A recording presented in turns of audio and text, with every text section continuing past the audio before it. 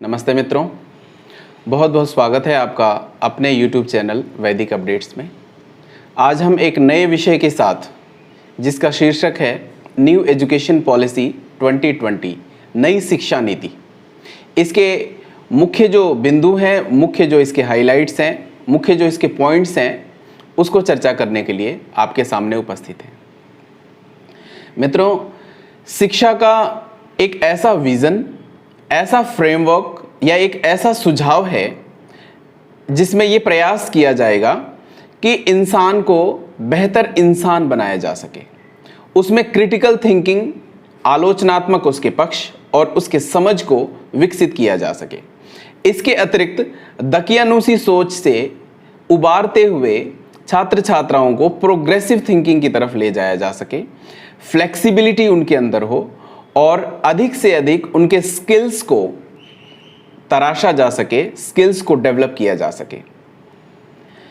इस शिक्षा नीति के 15 पॉइंट्स की चर्चा इस वीडियो में हम करेंगे। अगर आप इस चैनल पर नए हैं तो इस वीडियो को अधिक से अधिक शेयर करें, लाइक करें और इस चैनल को भी सब्सक्राइब करें। आइए इस शिक्षा नीति के कुछ पॉइंट्स की चर्चा हम बहुत कम समयों में करते हैं। ऐसी शिक्षा नीतियां देश में पहले भी आती रही हैं। सबसे पहली शिक्षा नीति थी 1968 में, दूसरी शिक्षा नीति आई 1986 में और अब 2020 में हम नई एजुकेशन पॉलिसी के साथ आगे बढ़ने को तैयार हैं। इसमें सबसे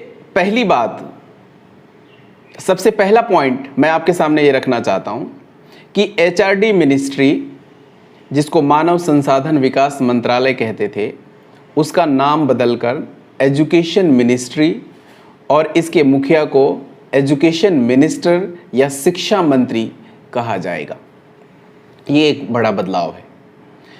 इसके अतिरिक्त दूसरा पॉइंट ये है कि आज हमारी सरकार शिक्षा पे GDP का लगभग 4 से 4.5% ही खर्च करती है। इसको बढ़ाकर अब 6% किया गया है।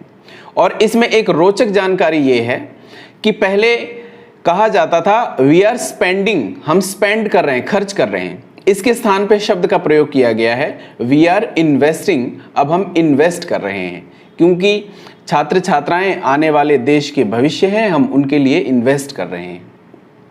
तीसरी बात है early childhood care and education, जिसे ECCE कहते हैं। इस पे बड़ा जोर दिया गया है, जिसके अंतर्गत नर्सरी, आंगनबाड़ी, बाल विकास केंद्र आदि के माध्यम से बहुत कम उम्र से ही छात्र छात्राओं की ट्रेनिंग या उनका एजुकेशन या उनकी शिक्षा शुरू हो जाएगी। आमतौर पर गाँव में या देहात में 5 से 6 या 7 वर्ष तक की उम्र तक बच्चे स्कूल जाते हैं। इसके उलट यहाँ ये कहा गया है कि 3 वर्ष की उम्र से ही आंगनबाड़ी, नर्सरी या शिक्षा की और भी जो साधन हो सकते हैं शिक्षा की तैयारी के, उनको अपनाकर छात्रों को 3 वर्ष की उम्र से ही शिक्षा में ढाला जाएगा या शिक्षा के स्रोत में उनको लाया जाएगा। क्योंकि ये सभी वैज्ञानिकों का, मनोवैज्ञानिकों का और इस सरकार का भी ये मानना है, हम सबका भी ये मानना है कि छात्र छात्राओं का अधिकतम विकास 7 से 8 वर्ष तक हो चुका होता है। उसके बाद स्कूल या उस समय स्कूल जाने का कोई विशेष महत्व नहीं रहता। इसीलिए 3 वर्ष की उम्र से शिक्षा का आरंभ यहाँ पे किया गया है।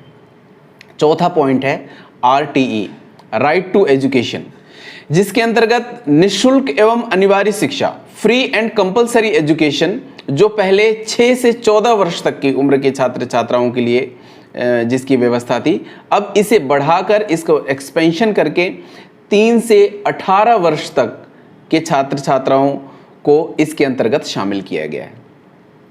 5वां पॉइंट है मिड डे मील्स के साथ अब ब्रेकफास्ट की भी व्यवस्था की गई है, क्योंकि ये मानना है कि छात्र अच्छा खाएंगे तभी अच्छा पढ़ेंगे। इसके अतिरिक्त 6ठा पॉइंट है स्कूल शिक्षा का अधिकार सबको बराबर मिल सके, किसी के साथ कोई भेदभाव ना हो, चाहे वो अमीर हो, गरीब हो, अगड़ा हो, पिछड़ा हो, स्त्री हो, पुरुष हो, चाहे किसी भी जाति का हो, सामाजिक या आर्थिक कोई भी स्थिति हो, सबको बराबर अवसर मिलना चाहिए, किसी के साथ कोई भेदभाव नहीं होना चाहिए। 7वां पॉइंट है स्कूल कॉम्प्लेक्स की कल्पना। एक क्षेत्र विशेष के कुछ स्कूलों को लेके कुछ सुविधाओं को सामूहिक तौर पे प्रदान किया जाए, ऐसी व्यवस्था करने की भी इसमें एक प्रावधान है कि चाहे वो छात्र हों, चाहे अध्यापक हों, चाहे संसाधन हों या सुविधाएं हों, वो आपस में एक्सचेंज हो सके, जिसको स्कूल पूलिंग हम कह सकते हैं। संसाधनों को पूल किया जा सके, और पूल करके जैसे मान लीजिए किसी के पास म्यूजिक का टीचर है, 4 स्कूलों के बीच में एक ही म्यूजिक का टीचर है, या एक ही योगा का टीचर है, एक ही किसी और विषय का अध्यापक है, वो सभी में जाके अपनी सेवाएं दे सकता है। और छात्र भी जो एक विशेष कोर्स को अपना रहे हैं और उस कोर्स की सुविधा किसी एक ही स्कूल में है, तो वो छात्र अन्य स्कूलों के छात्र भी वहाँ जाके उस सुविधा का लाभ ले सकते हैं। इस प्रकार स्कूल कॉम्प्लेक्स बनाने पे इसमें जोर दिया गया है। 8वां पॉइंट है टीचर स्टूडेंट रेशियो का। आज की स्थिति बहुत दयनीय है, जैसा कि आप जानते हैं। इस नई एजुकेशन पॉलिसी के अंतर्गत ये स्वीकार किया गया है कि 25 से 30, अधिकतम 25 से 30 छात्रों पर एक अध्यापक होना चाहिए। इस स्थिति को बेहतर करने की आवश्यकता है और 25 से 30 छात्रों पर एक अध्यापक की व्यवस्था जरूर हो। इसके लिए 9वां पॉइंट है टीचर्स की नियुक्ति।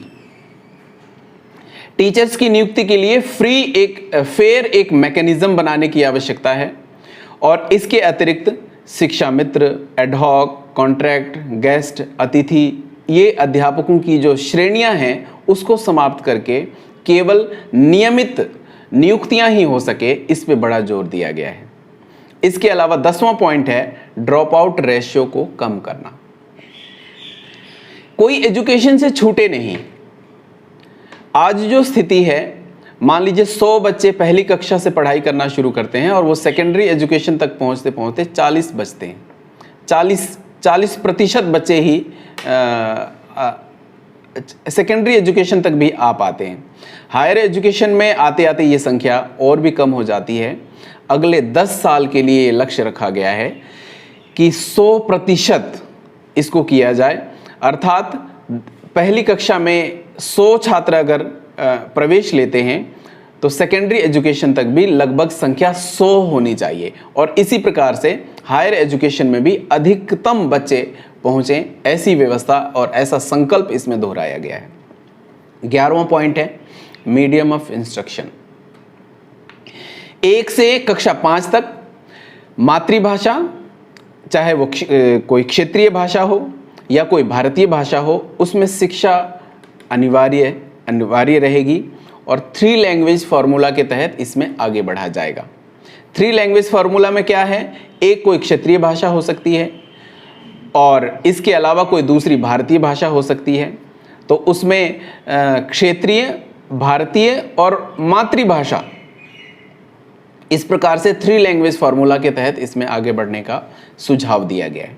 12वां पॉइंट है डायरेक्टरेट ऑफ एजुकेशन के प्रभाव को कम करना, जिसमें कॉन्फ्लिक्ट ऑफ इंटरेस्ट ना हो सके। इसको ऐसे समझ सकते हैं कि बोर्ड अलग हो, फंडिंग एजेंसी अलग हो, रेगुलेटरी बॉडीज अलग हो, सबको अलग अलग करके कार्य दिया जाए ताकि सभी व्यवस्थाएं सुचारू रूप से चल सके। इसके अतिरिक्त 13वां पॉइंट है, पिछले समय में ये ट्रेंड रहा है भारत में कि सिंगल डिसिप्लिन यूनिवर्सिटीज बनती रही हैं। 4-5 विषय ले लिए और एक नई यूनिवर्सिटी बना दी।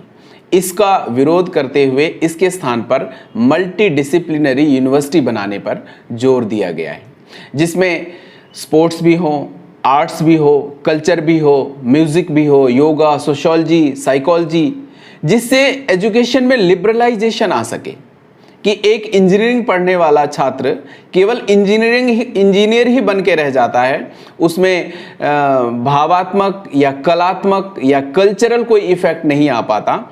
एक मशीन से इंसान बनने की यह एक प्रक्रिया है। इसकी तरफ आगे बढ़ने के लिए ये 13वां पॉइंट है कि मल्टी डिसिप्लिनरी यूनिवर्सिटी बननी चाहिए।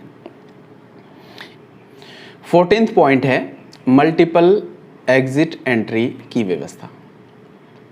अगर कोई छात्र ग्रेजुएशन फर्स्ट ईयर कंप्लीट कर लेता है तो उसको एक सर्टिफिकेट दिया जाएगा, ग्रेजुएशन में सेकेंड ईयर कंप्लीट करता है तो उसको डिप्लोमा की डिग्री दे दी जाएगी, ग्रेजुएशन में थर्ड ईयर अगर कंप्लीट करता है तो उसको डिग्री दे दी जाएगी, अगर फोर्थ ईयर कंप्लीट करता है तो उसको रिसर्च की डिग्री दी जाएगी। अर्थात जिस छात्र ने जितनी पढ़ाई की उसको उतने की डिग्री मिलेगी और कभी भी एंट्री ली जा सकती है और कभी भी एग्जिट लिया जा सकता है। ग्रेजुएशन के पहले 2 साल कंप्लीट करके एग्जिट हुआ जा सकता है और 2-3 साल बाद फिर से एंट्री भी ली जा सकती है। आप जब चाहें जितना चाहें उतना पढ़ सकते हैं। 15वां पॉइंट है 10+2 का जो सिस्टम है उसको बदलकर 5+3+3+4 की व्यवस्था की गई है, जिसके अंतर्गत तीसरी कक्षा, 5वीं और 8वीं में इवैल्यूएशन की व्यवस्था की गई है। नई शिक्षा नीति की ये मुख्य कुछ बातें थी। बहुत लंबी शिक्षा नीति है और इसमें बहुत सारे पॉइंट्स हैं। बहुत संक्षेप में मैंने ये 15 पॉइंट्स आपके सामने रखने के प्रयास में ये सारी चीज़ें कही हैं। शिक्षा पहुँचे सबके द्वार, सभी शिक्षित हो सकें, भारत का प्रत्येक बच्चा शिक्षित हो सके, यही इस शिक्षा नीति का मुख्य उद्देश्य है। बहुत संक्षेप में ये 15 पॉइंट्स मैंने आपके सामने रखे हैं। अगर आप इस चैनल पर नए हैं तो कृपया चैनल को सब्सक्राइब करें और अगर दी हुई जानकारी अगर आपको अच्छी लगी तो अधिक से अधिक लोगों तक इसको पहुंचाएं। इसी निवेदन के साथ आप सबका बहुत बहुत धन्यवाद। नमस्ते।